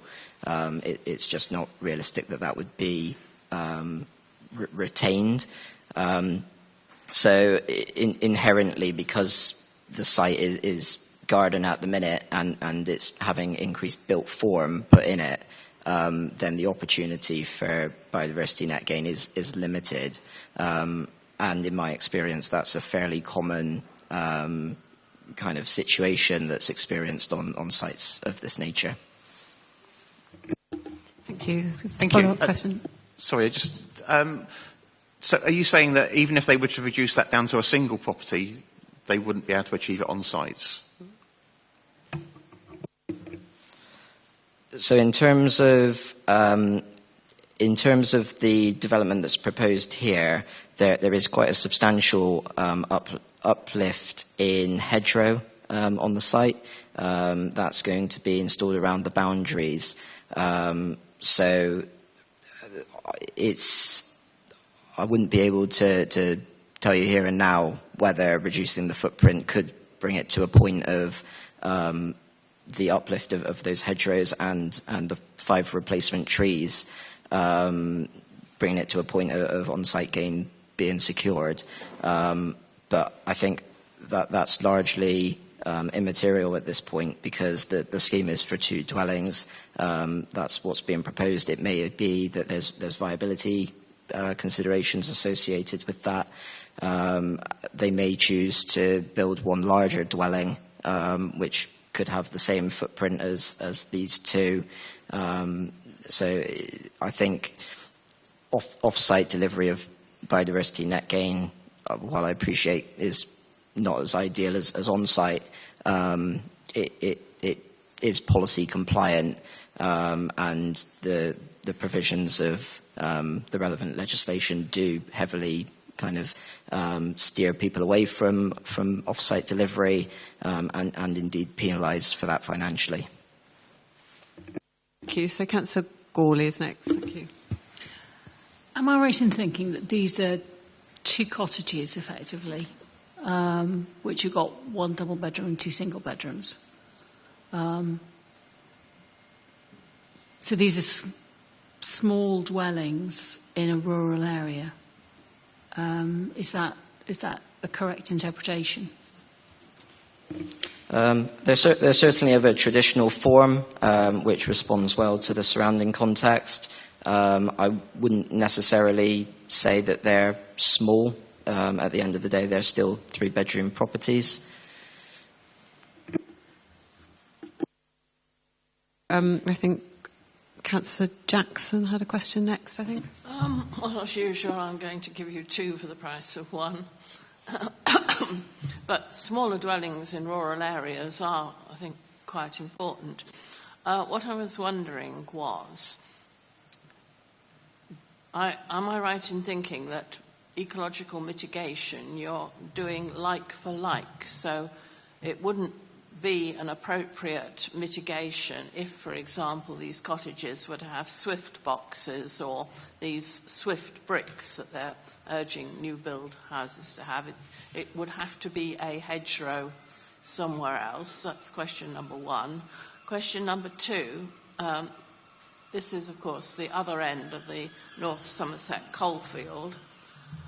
In Radstock, we have a problem of movement, that the whole place is on the move, actually, but the land is slipping and the batches have to be monitored. And I was just wondering, looking at that diagram where it seems to be cut in and there's a retaining wall, if there is anticipated to be any slippage, and whether there are any mine shafts in the area. I'll address your first query first. So in terms of the proposal, because the hedgerow is a habitat of principal importance, its replacement with something of equivalent value is necessary. That is why the hedgerow around the boundaries of the site comprises of native planting, including kind of understory planting, and the reason why there is an increase in that is because that will inevitably take some time to mature, and therefore the increase is to offset that kind of short-term reduction. You'll see on that site plan there are a number of bats and bird boxes that are proposed on the right-hand side in the top right corner there. So the applicant has sought to increase biodiversity on site as far as they can, or rather limit the loss of biodiversity. And obviously the biodiversity net gain will also be provided off-site. In terms of your second question about coal mining, it is within the broad extent of the coal field. There's no mines or shafts or shallow workings identified on the site. So in kind of accordance with standard guidance, an informative would be attached advising that it's within the extent of the coal field and they may encounter mining. And finally, I wondered if you could explain the paragraph on page 44, the fourth one down. Land immediately to the south has previously been granted planning permission for the erection of 2 dwellings under application 14 and 08, and there's reference to an 09 application and 06. But that was surely under a different dispensation when we didn't have a 5-year housing supply and we didn't have the placemaking plan and so on. So I'm not quite sure what the relevance is, really, because the permission for that was granted under different legislation, was it not? So it's accepted that policy has obviously changed over the course of kind of not only recent times, but obviously historically as well. In terms of the Greenbelt policy, that has broadly remained the same since its inception in 1947. I think the pertinent matter to consider is that this is sustainably located within a defined infill boundary under policy GB2. It's obviously fronting a road on one side and is surrounded by residential properties on all other sides. Yeah, it has a bus stop nearby.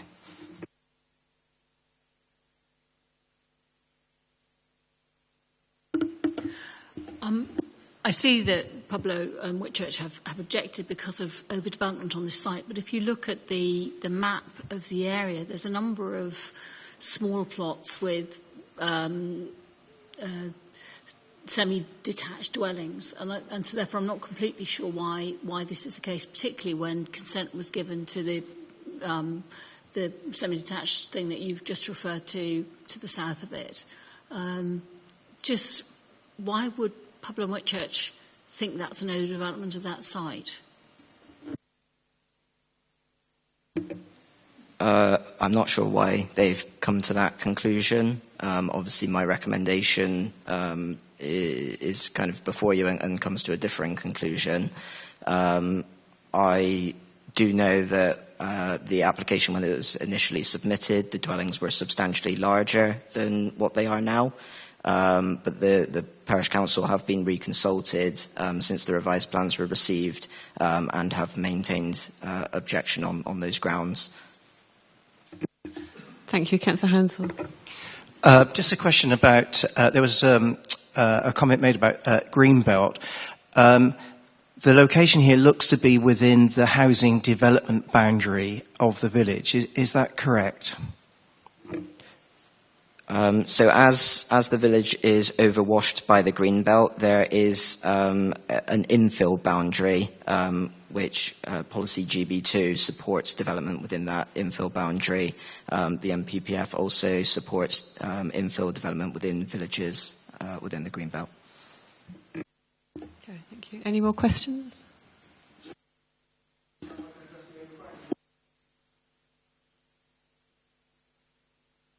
Okay, thank you, everybody. We'll move on to the debate. Would anyone like to start the debate? Actually, I'm going to start the debate by proposing a motion that we accept the officer recommendation to permit. Okay, thank you. We have a motion before us. Would anyone like to second that motion? Okay, so Councillor Crossley put her hand up first, so yeah.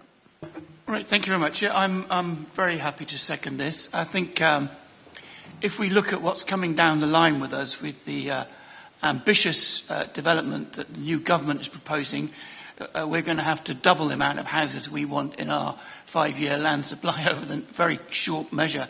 So infill, to me, I've never had a problem with infill applications, and I've been consistent on that in all the years that I've been on this committee. I think infill is a good way of addressing housing needs without extending into controversial areas where you break outside village boundaries.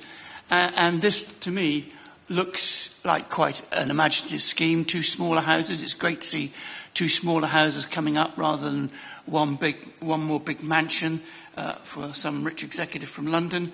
I'm sure these will still be outside the price range of local villagers, but at least they'll be more affordable.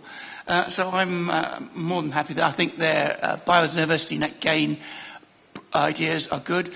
And if I can just address Sean's concern, I have no problem at all with off-site biodiversity net gain. We've got lots of areas around our area that are really poor quality, and therefore the opportunity to get some external net gain that we can use in some of our more impoverished areas that are never going to get a planning on them, I think I have no problem at all. So I think congratulations to the officers on addressing all those issues, and I'm very happy to second the permit. Okay, thank you, Councillor Crossley. So we have a motion on the table before us. Would anyone like to debate that motion? Councillor Jackson. Chair, I really do deplore the idea that we should be making judgments on planning matters based on what the present government may or may not introduce and what may or may not go through Parliament, and whether the residents here may or may not have a certain well-known MP as their neighbour. Nevertheless, I agree with the substantive that it is a good use of a bit of green space that looks, from the photos we saw, thoroughly run down. And I think, I would do agree with Councillor Crossley that it is very important in a village to have a mix of housing available. So I'll be voting for the motion without the political.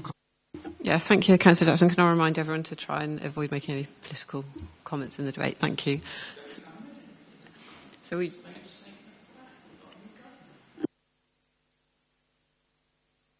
move on to Councillor Gawley. I think make a comment. As Member Advocate for Rural Communities, I think it's really important that we have smaller houses in villages and we have more of them to enable either young people to stay in the villages or older people to be able to downsize. And I applaud this, as my colleague Councillor Jackson has said. It looks like the gardens are neglected and it's really quite a large bit of land that hasn't been used. So this is a really good use of it, and I would thoroughly encourage more developments like this in rural areas. Councillor Jackson? Question I should have asked. Is Pensford a rural exception area? So that it would be Pensford people who would get first dibs on this house? The application is for market housing. To my knowledge, there's no specifics. Yeah. Okay, so...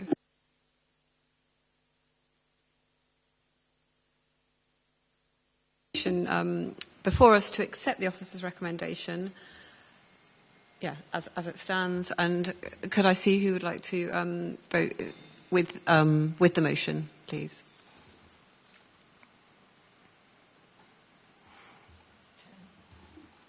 Lovely, that's unanimous. Thank you very much, everybody. So we'll now...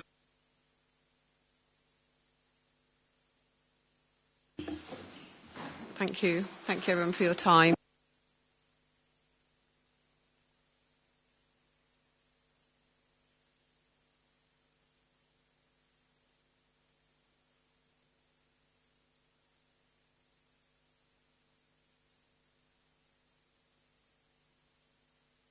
Thank you, Chair.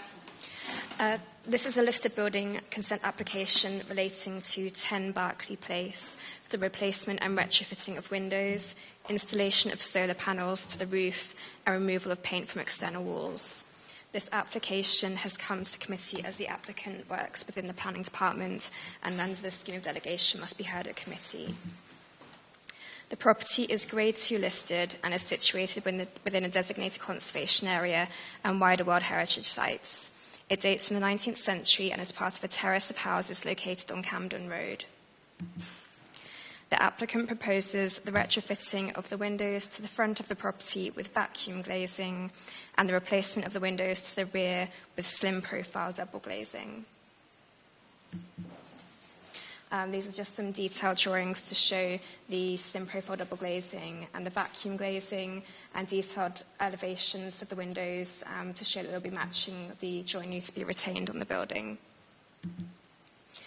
These are just showing the location of the proposed solar panels and roof lights. The panels will sit within the inner slope of the M-shaped roof.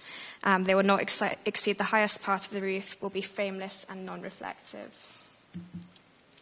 These are just some photographs to show you the front of the property, areas proposed for paint removal, and the location of the solar panels within the inner roof slope. The application is recommended for consent for the reasons set out in the committee report and subject to the conditions listed in that same report.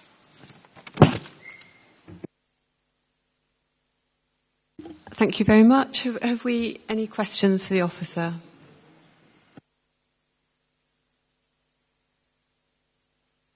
No speakers on that application. Do we have questions for the officer? No questions, so I'll move to the debate. Yes, Councillor Warren. Thank you. I think it's a very good application, makes a lot of sense, and happy to move the officer's recommendation. Okay, so Councillor Crossley. Yes, I mean, you're quite right that when we've got a vested interest, like in this one, it does come, but this is a super application. He's made a lot of effort to keep everything in harmony, but actually also modernise it and then make the place more comfortable to live in. So I'm more than happy to second. Anyone else like to, any further comments? No? Lovely. So we'll move to the vote. We have a motion before us to accept the officer's recommendation. Can I take those all voting with the motion, please? So, lovely. Passed unanimously. So it just remains, so I've got internet coming on and off here, to move on to the appeals report, which is the last item on our agenda. And I just wondered if anybody has any comments on the appeals report first, and then we'll talk about the activity report after that. Yes, so Councillor Jackson. I don't see it listed here, but I believe that the land adjacent to Providence Bungalow, Froome Road, Radstock, has come in to appeal. Is that correct? We rejected their application to build 6 houses behind Providence Bungalow. Is it, do we know? What's listed was listed at the time that the agenda was published. Sorry? There may have been some... It came in after the publication of It the may paper. have come in after the publication Right. of the agenda, in which case it would be on the next report. Well, that is a good example of an appeal where I think the residents who are incensed by this application could do with a bit of support. Thank you very much, Councillor Jackson. Does anybody else have any comments on the appeals report? Yes, Councillor Crossley. I have asked for this before, but to me, it's the allowing and dismissal by the planning officers is always quite interesting, and I think it would be where we have something where it goes against us.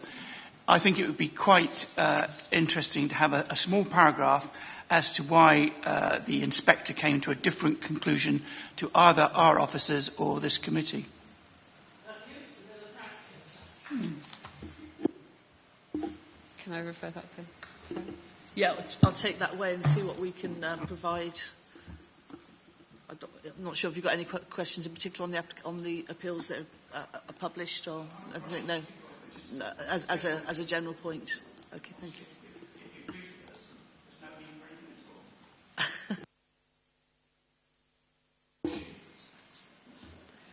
Okay, thank you for that. And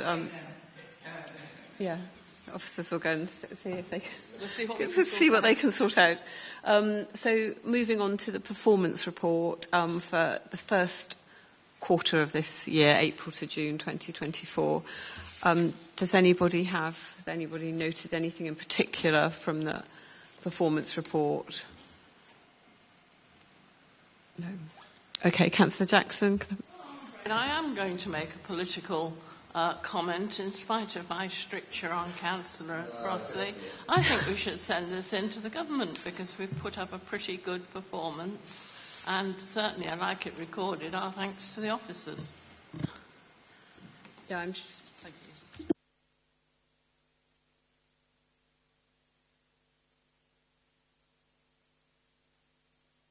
I'm sure we could address the other issue, but thank you. Yeah, pass that back to the officers. Obviously, it's good to hear from their perspective. Thank you.